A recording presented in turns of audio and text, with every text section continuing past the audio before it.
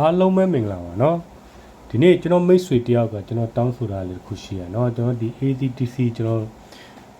ဒီ ACDC ပေါ့เนาะကျွန်တော်ဒီ battery အားသွင်းတဲ့ဥစ္စာလေးပေါ့เนาะကျွန်တော်တစ်ချက်လုပ်ပြပါမယ်เนาะကျွန်တော်ဒီ12 volt ပေါ့เนาะ12 volt အားသွင်းတဲ့battery ကိုအားသွင်းတဲ့ဥစ္စာလေးပေါ့เนาะနောက်တစ်ခုကျွန်တော်ဒါလေးလုပ်ပြကျွန်တော်ဘယ်လိုပြောမလဲကျွန်တော်အလွယ်ကူဆုံးနည်းနဲ့ပေါ့เนาะကျွန်တော်ဒါလေးလုပ်ချက်လုပ်ပြမယ်เนาะကျွန်တော်ဒီ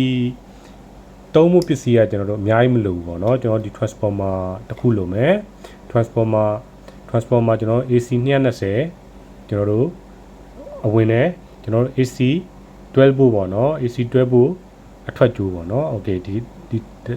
ဒီ transformer တစ်ခုလိုမယ်ပြီးလို့ရှိရင်ကျွန်တော်တို့ဒီမှာ V Bettery diode ပေါ့နော်ဒါ diode လေးလုံးပေါင်းတာလို့ဆိုပါတော့ဒီ diode လေးတစ်ခုလိုမယ်ပြီးလို့ရှိရင်ကျွန်တော်တို့ကဒီမှာ click လေးပေါ့နော် click wire ကြိုးလေး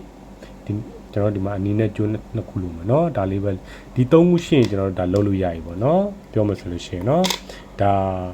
အယိုးရှင်းဆုံးနဲ့ကျွန်တော်တို့ဒါအသေးစားကျွန်တော်တို့ ACDC ကျွန်တော်ရှာရှင်းသွင်းတဲ့ဥစ္စာလေးပေါ့เนาะဒါကိုဘာတာကိုလုပ်လို့ရရပါเนาะဒီဥစ္စာလေးဒီကောင်ကကျွန်တော်ဒါ AC wire ကြိုးပေါ့เนาะကျွန်တော်ဒါ AC wire ကြိုးကျွန်တော်ဒီမှာဆင်းနစ်ထားရပါเนาะဒီမှာ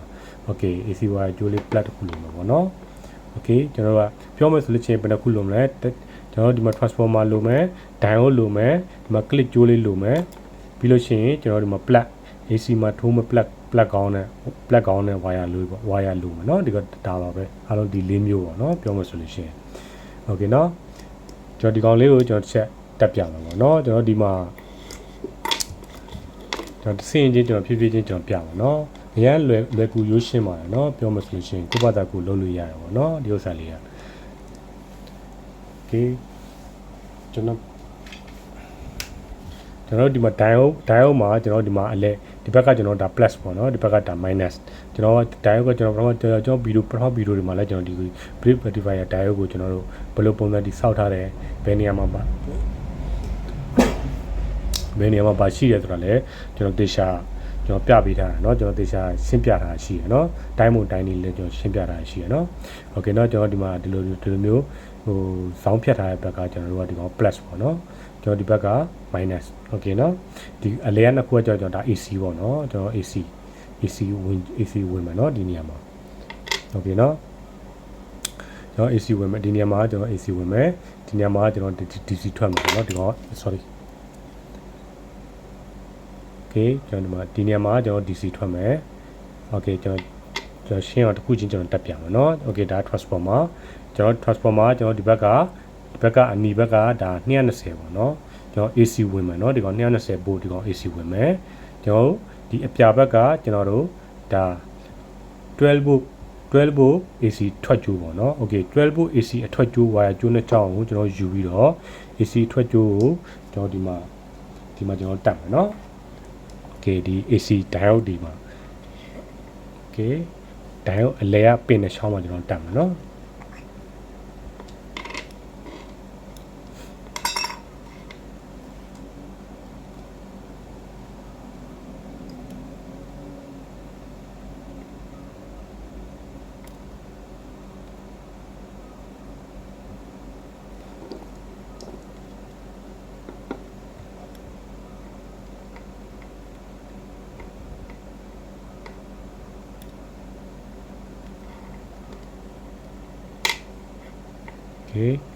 ကျွန်တော်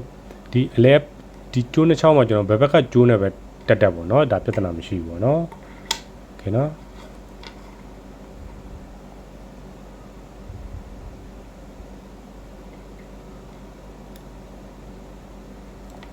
โอเค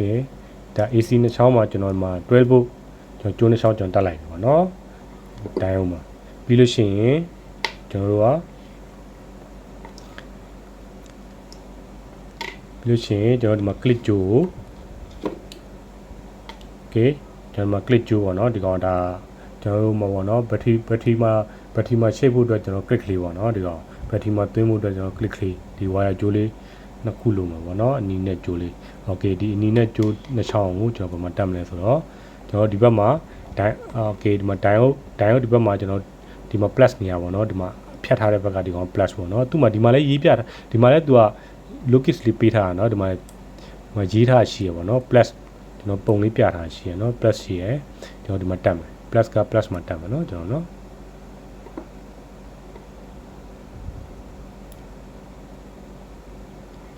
okay ပြီးလို့ရှိရင်ဒီကောင်ကျွန်တော် minus မှာတက်မယ်เนาะ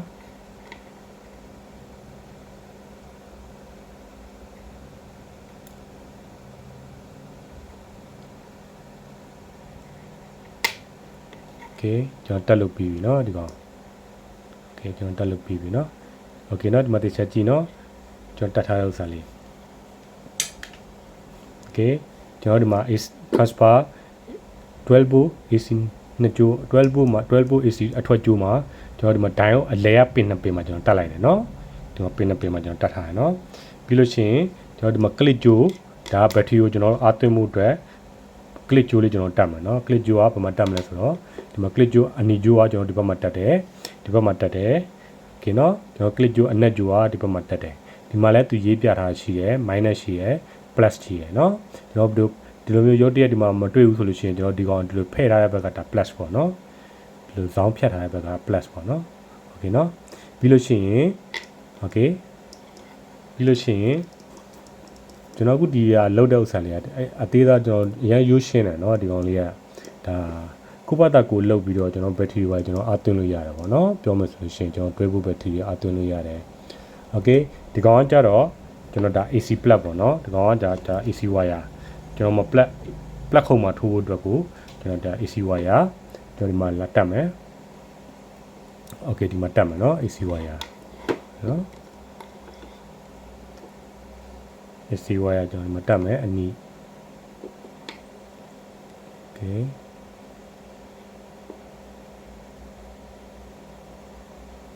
ကျွန်တော်တကောင်ခဲမဆိုတော့ဘောနော်ဒါကျွန်တော်ဒီမှာဒီတိုင်းလေးပဲပတ်လိုက်ဘောနော်ဒါပေမဲ့မိတ်ဆွေတို့အနေနဲ့ဒီကောင်ခဲဆော်ပြီးတော့ကျွန်တော်တို့ရှင်းပြောလို့ရှင်းကျွန်တော်တိတ်နဲ့ဒီရှာပတ်ထားရင်တော့ခိုင်တာဘောနော်ကျွန်တော်တို့လောဒီတိုင်းပြတဲ့အတွက်ကျွန်တော်ဒီကောင်လေးကျွန်တော်ခဲမဆော်တော့ဘူးဘောနော်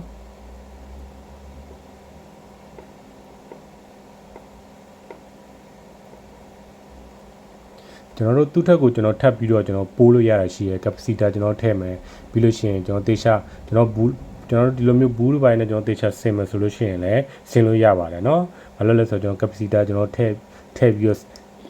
capacitor ထပ်ပြီးပိုးမယ်ပြီးလို့ရှိရင်ကျွန်တော်တို့ဒီ LED မီဒီလေးပိုးမယ် register ပိုးမယ်ထည့်မယ်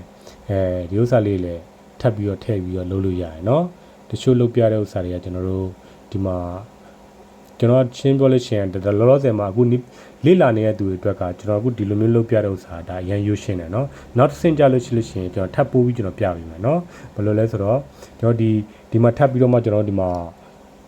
ကျွန်တော် capacitor ကျွန်တော်ထပ်ထည့်လို့ရတယ်ကျွန်တော်ဒီမှာနောက်ပြီးတော့ကျွန်တော် LED မီဒီလေးကျွန်တော်ထည့်လို့ရမယ်ပြီးလို့ရှိရင် LED မီဒီထည့်လို့ရှိရင်ကျွန်တော်တစ်ခါထပ်ပြီးတော့ register ပါကျွန်တော်ထပ်ပြီးတော့ဒီမှာထပ်ထည့်ရမယ်ဒီမီဒီမကျုံဖို့အတွက်ပေါ့เนาะဒါလေးတွေကျွန်တော်တကယ်လို့ဘယ်လိုဖြစ်လို့ချစ်လို့ရှိရင်ကျွန်တော်နောက်ဗီဒီယိုမှာကျွန်တော်တစ်ချက်ပြပေးမယ်เนาะဒါကကြတော့ကျွန်တော်တို့ဒါအယိုးရှင်းဆုံးနဲ့အလွယ်ကူဆုံးကိုကျွန်တော်ပြပေးတာဒီလိုပုံစံလဲဒါလုပ်လို့ရတယ်ဒါအားသွင်းလို့ရတယ်ပေါ့เนาะပြောမှဆိုလို့ရှိရင်เนาะโอเคเนาะကျွန်တော်အခုဒီကျိုးနဲ့ကျိုးဒီကောင်ကိုကျွန်တော်တစ်ချက်တိတ်ပတ်လိုက်မယ်เนาะကျွန်တော်တိတ်မပတ်ရင်ကျွန်တော် short ဖြစ်မှာဆိုပါတော့เนาะထိပါလို့ရှိရင်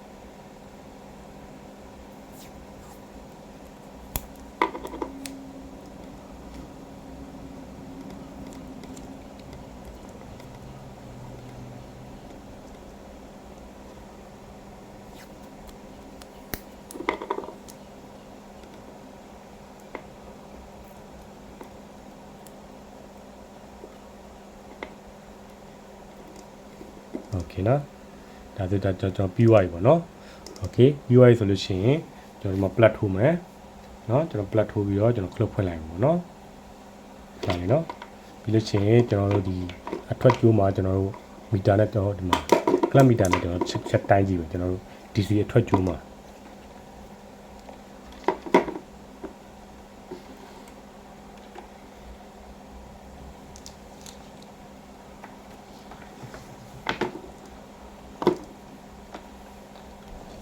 โอเคကျွန်တော်ဆွမ်းဒီမှာ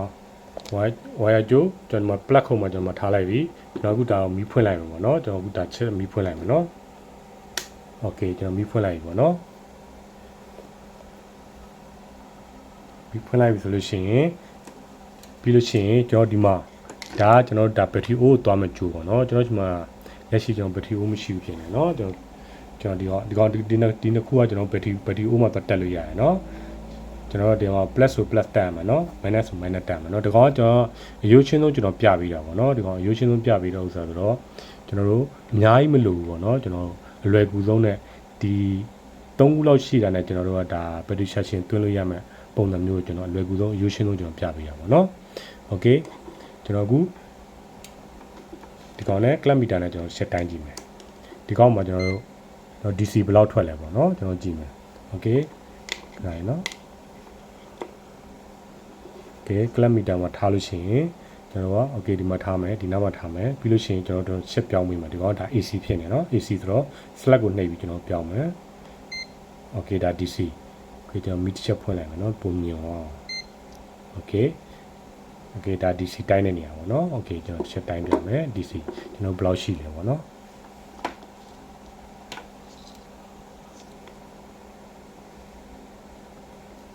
โอเคမြင်ရလားမသိနော်โอเคကျွန်တော် set တိုင်းပြမယ်ဒါတော့ minus ကို minus မှာတက်လိုက်မယ်โอเคကျွန်တော် plus ကို plus မှာကျွန်တော်တက်လိုက်မယ်ဒီကောင်အထွက်ဘယ်လောက်ရှိလဲကျွန်တော်ကြည့်လိုက်မယ်โอเคကျွန်တော်တွဲဖို့ရှိရနော်ဟိုမှာနော်โอเคနော်ဒါဆိုလို့ရှိရင်ကျွန်တော်တို့ကတွဲဖို့ဘက်ထရီဦးမှာကျွန်တော်တို့ဒါအသွင်းလို့ရပြီပေါ့နော်ဒီကောင်ဆိုလို့ရှိရင်နော်โอเคဒီကောင်ကျွန်တော်တို့ကတကယ်လို့အားပြည့်လို့ရှိရင်ကတ်တော့ရှာတဲ့ပုံစံလဲကျွန်တော်ဗီဒီယိုတင်ပေးဖို့ရှိပါတယ်เนาะကျွန်တော်နားလည်အောင်ကျွန်တော်တစ်ခုချင်းကျွန်တော်ဖြည်းဖြည်းချင်းကျွန်တော်ပြပေးမယ်เนาะနောက်တစ်ခုကကျွန်တော်ဒီကောင်ကိုကျွန်တော်ဘယ်လိုပြောမလဲဒီ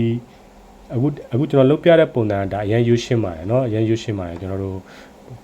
အများကြီးမလိုပဲနဲ့ကျွန်တော်တို့အခုမှလေးလာနေတဲ့သူတွေအတွက်ကြတော့ကျွန်တော်ဒါရိုးရှင်းဆုံးပြတာပေါ့နော်ဒီလိုမျိုးကျွန်တော်ပြပြီးမှနောက်ဗီဒီယိုကြလို့ရှိရင်ကျွန်တော်တို့ကဒီ capacitor ထပ်ပြီးတော့ထည့်တာတို့နောက်ပြီးတော့ဒီ LED MIDI တွေထည့်တာတို့ register ထည့်တာတို့ဒါလေးတွေကကျွန်တော်တို့မထည့်လဲဒီကောင်တွေရရဆိုရင်ကျွန်တော်တို့ထည့်လို့ရှိရင်လည်းကျွန်တော်တို့ပို့ပြီးတော့လည်းအဆင်ပြေပါရနော်ထည့်လို့လည်းရတယ်မထည့်လို့လည်းရတယ်ပြဿနာတော့မရှိဘူးနော်โอเคနော်ဒီလောက်ဆိုလို့ရှိရင်ကျွန်တော်မိတ်ဆွေတွေနားလည်သဘောပေါက်မယ်လို့ထင်ပါတယ်နော်ဒါအရိုးရှင်းဆုံးပါပဲเนาะအားလုံးပဲဒီလောက်ပါပဲเนาะဘိုင်ဘိုင်ပါ